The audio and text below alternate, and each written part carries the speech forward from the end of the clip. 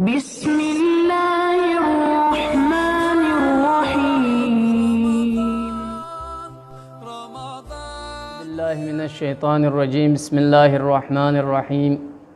الحمد لأهله والصلاة على أهلها. أما بعد فقد قال الله سبحانه وتعالى في كتابه المجيد وفرقانه الحميد. بسم الله الرحمن الرحيم. وإذ جعلنا البيت مثابة للناس أمنا واتخذوا من مقام إبراهيم مصلى وعهدنا إلى إبراهيم وإسماعيل أن طهر بيتي للطائفين والعاكفين وركع السجود. صدق الله العلي العظيم. اللهم صل على محمد وآل محمد.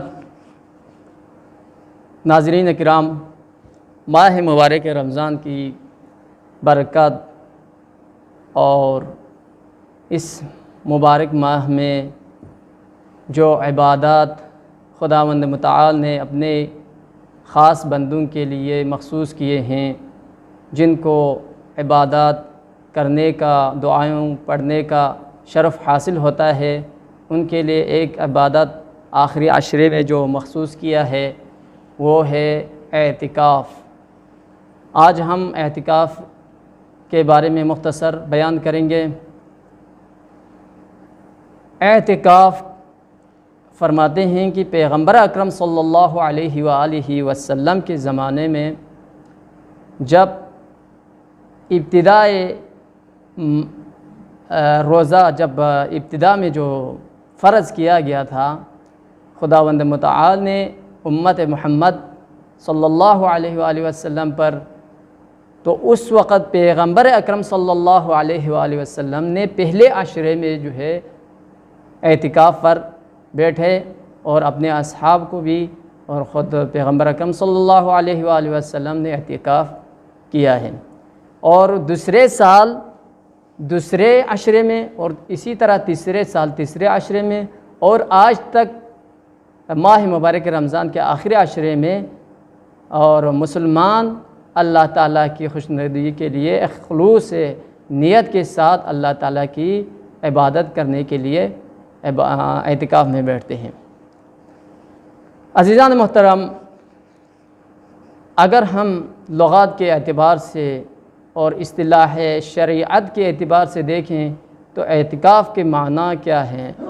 اعتکاف لغت کے اعتبار سے دیکھیں تو علماء فرماتے ہیں کہ عکف سے عین کاف فا اس مادے سے لیا گیا ہے، جس کے معنی ہیں کہ کسی بھی چیز کی طرف رجوع کرنا یا خضوع کے ساتھ اس کے سامنے جھکنا، اور جیسا کہ راغب اصفہانی فرماتے ہیں کہ اقبال علی الشیء للتعظیم، یعنی کسی چیز کے سامنے جھکنا، اس کے سامنے جھکنا تعظیم کی خاطر، اس کو اعتکاف یا عکفہ کہا جاتا ہے۔ لیکن اگر شریعت کے اعتبار سے دیکھیں، مسلمان جس معنی میں اس اعتکاف کا معنی لیا جاتا ہے، اس اعتبار سے دیکھیں تو علماء فرماتے ہیں کہ مسجد میں ٹھہرنا، عبادت خدا کی عبادت کے لیے مسجد میں ٹھہرنے کو عبادت اس کو اعتکاف کہا جاتا ہے۔ اب یہاں پر سوال پیدا ہوتا ہے کہ اعتکاف کہاں پر، آیا اعتکاف واجب ہے یا نہیں ہے؟ آیا اعتکاف ہر جگہ ہو سکتے ہیں یا نہیں ہو سکتے ہیں؟ اور ان کی کیا شرائط ہیں؟ مختصر طور پر بیان کروں گا۔ اعتکاف ہر جگہ پر نہیں ہو سکتے ہیں، اعتکاف کے لیے مخصوص جگہ ہے۔ ایک قاعدہ کلیہ یہ ہے کہ اعتکاف ہر اس جگہ پر ہو سکتے ہیں جہاں پر ائمہ معصومین علیہ السلام نے یا امام عادل نے نماز وہاں پر پڑھی ہو، اس جگہ میں، اس مسجد میں، اس جامع میں ہو سکتے ہیں، جو کہ ہمارے کتب میں بیان ہوا ہے کہ مسجد الحرام، مسجد النبوی اور مسجد کوفہ اور مسجد بصرہ میں جو ہے اعتکاف ہو سکتے ہیں۔ باقی جامع مسجد، شہر کی جو جامع مسجد ہے جہاں پر جمعہ ادا کیا جاتا ہے، رجا کی نیت سے وہاں پر اعتکاف ہو سکتے ہیں۔ اب یہاں پر سوال یہ ہے کہ آیا اعتکاف واجب ہے یا مستحب ہے؟ کلی طور پر یہ عبادت اعتکاف جو ہے مستحب ہے، لیکن بعض موارد میں یہ واجب ہو سکتے ہیں۔ کب؟ جب انسان اپنے لیے نذر کرے یا عہد کرے یا کسی اور اعتبار سے جو ہے واجب ہو سکتے ہیں، لہٰذا یہ بنیادی طور پر واجب نہیں ہے، لیکن اگر خود اپنے آپ پر فرض قرار دیں یمین کی وجہ سے، عہد کی وجہ سے، نذر کی وجہ سے، وہ واجب ہو سکتے ہیں۔ اب یہاں پر یہ سوال ہے کہ آیا اعتکاف میں کوئی شرائط ہے یا نہیں؟ تو علماء بیان کرتے ہیں کہ اعتکاف کے لیے کچھ شرائط ہیں، خود اعتکاف کے لیے شرائط ہیں اور معتکف کے لیے بھی شرائط ہیں۔ اعتکاف کے شرائط کیا ہیں؟ فرماتے ہیں کہ اعتکاف کی شرائط میں سے یہ ہے کہ 3 دن سے کم نہیں ہونا چاہیے، اور دوسری بات یہ ہے کہ انسان 3 دن کے بعد جو ہے یعنی یہ 3 دن جو ہے نا مسجد میں ہونا چاہیے، اور تیسری شرط یہ ہے کہ مسجد میں ٹھہریں۔ اب یہاں پر ٹھہرنے سے مراد یہ ہے کہ مسجد میں چاہے چلتے پھرتے رہیں یا سوتے رہیں یا جاگتے رہیں، اس میں کوئی فرق نہیں ہے، کوئی عبادت کرتے رہیں، نماز پڑھتے رہیں، مسجد میں ٹھہرنا چاہیے۔ یہ اس عبادت کے لیے شرط ہے مسجد میں ٹھہرنا۔ اور معتکف جو اعتکاف میں بیٹھنے والے ہیں ان کے لیے کیا شرائط ہیں؟ تو علماء فرماتے ہیں کہ جو اعتکاف میں بیٹھنے والے ہیں ان کے لیے شرط یہ ہے کہ سب سے پہلا شرط یہ ہے کہ وہ عاقل ہو، یعنی اس کا عقل زائل نہ ہوا ہو، مجنون نہ ہو۔ اگر مجنون ہے تو اس پر واجب یا مستحب نہیں ہے، وہ نہیں بیٹھ سکتا ہے۔ اور اسی طرح نیت، یعنی ابتدائی اعتکاف سے لے کر آخر اعتکاف تک اس کا نیت ہونا چاہیے۔ اور اسی طرح ایک شرط یہ بھی ہے کہ اذن، اب یہاں پر اذن ہر ایک کے لیے شرط نہیں ہے، یعنی ان لوگوں کے لیے شرط ہے جو اذن کا محتاج ہے۔ مثلا بیٹا ہے، باپ کی اجازت کے بغیر جو ہے اعتکاف میں نہیں بیٹھ سکتے ہیں، اور اسی طرح زوجہ ہے، اپنے شوہر کی اجازت کے بغیر اعتکاف میں نہیں بیٹھ سکتی ہے۔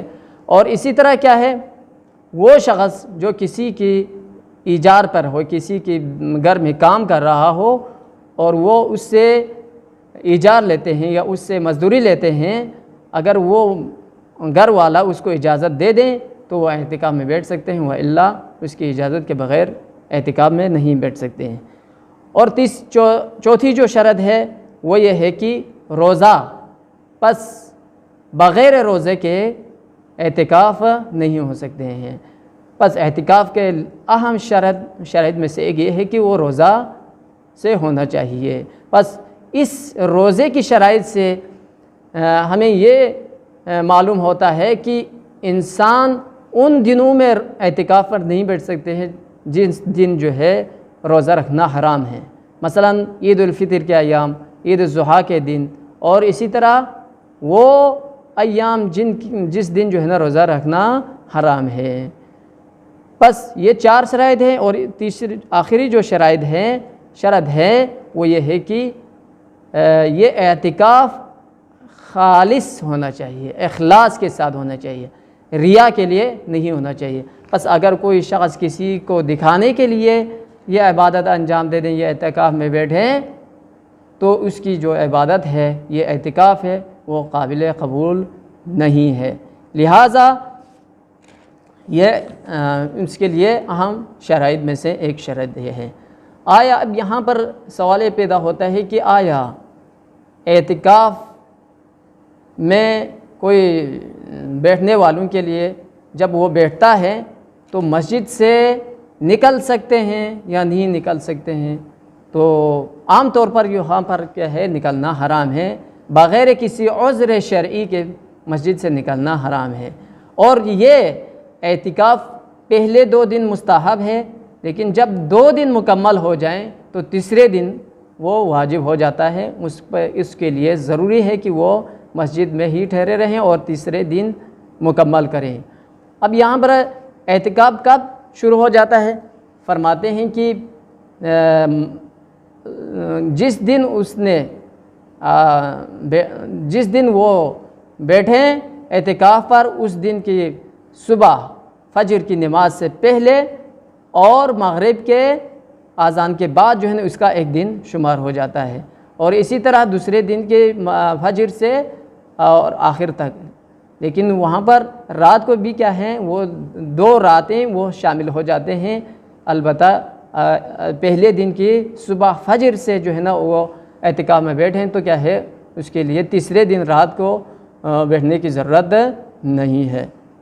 لہٰذا یہ ایک ایسی عبادت ہے جس میں خلوص شرط ہے، خلوص کے بغیر جو ہے نا وہ مکمل نہیں ہوتا ہے وہ عبادت۔ آیا اس اعتکاف میں بیٹھنے والوں کے لیے کوئی چیز حرام ہے یا نہیں؟ تو اس وقت فرماتے ہیں کہ اعتکاف میں بیٹھنے والوں کے لیے کوئی چند چیزیں ایسی ہیں جو عام طور پر اس کے لیے حلال ہے، اس کے لیے حلال تھا لیکن اعتکاف میں حرام ہے، جیسا کہ عطر وغیرہ، کوئی بھی کسی قسم کے بھی عطر وہ نہیں لگا سکتے ہیں، اور اسی طرح کسی طرح کے بھی بیع و شراء، خرید و فروخت نہیں کر سکتے ہیں، اور اسی طرح جس طرح جو ہے نا ماہ مبارک رمضان کے رات کے ایام میں وہ اپنی زوجہ کے ساتھ بیٹھ سکتا ہے، لیکن اعتکاف میں جو بیٹھنے والے ہیں ان کے لیے کسی قسم کی مباشرت حرام ہے، لہٰذا یہ چیزیں ان پر حرام ہیں۔ اور اسی طرح ہر وہ چیز جو مثلا تقبیل وغیرہ، بوس و کنار وغیرہ بھی اس انسان کے لیے جو اعتکاف میں بیٹھے ہوئے ہیں ان کے لیے حرام ہے۔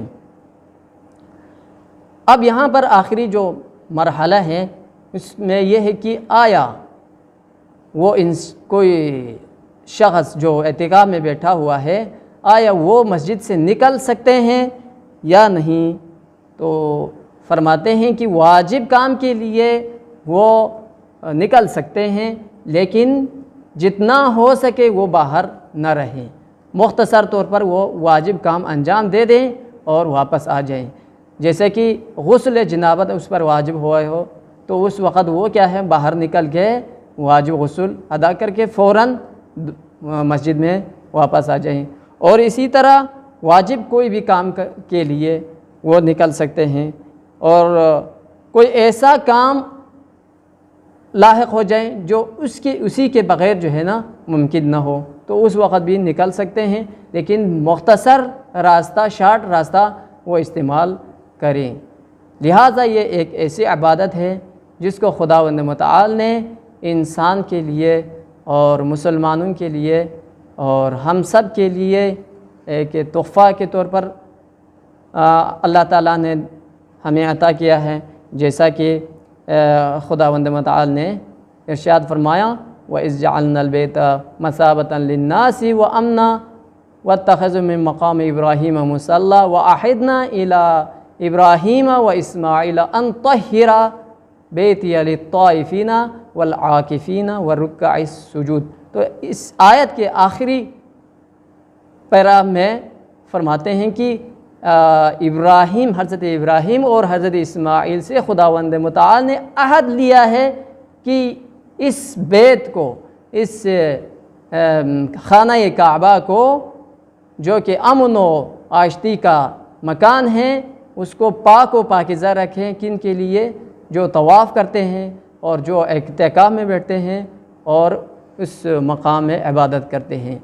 لہٰذا خداوند متعال سے ہم دعا کرتے ہیں پروردگارہ ہمیں اس ماہ مبارک کے آخری عاشرے میں اللہ تعالیٰ کی خوشنودی کے لیے اور ائمہ معصومین علیہ الصلاۃ والسلام کی تعصیح اور اطاعت کرتے ہوئے، پیروی کرتے ہوئے اعتکاف میں بیٹھنے کی نصیب عطا فرمائیں، توفیق عطا فرمائیں، اور ہم سب کے جو گناہ ہیں ان کو معاف فرمائیں، ہمیں مغفرت فرمائیں، ہمارے مرحومین کی مغفرت فرمائیں برحمتک یا ارحم الراحمین.